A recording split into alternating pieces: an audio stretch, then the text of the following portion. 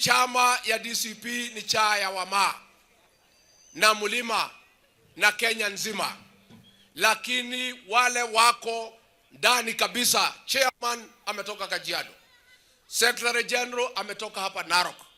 Hii ndio chama yenu ya kutafuta serikali, na mimi nataka mkuwe katika meza ya kitaifa. Tukitafuta serikali mkuwe ndani.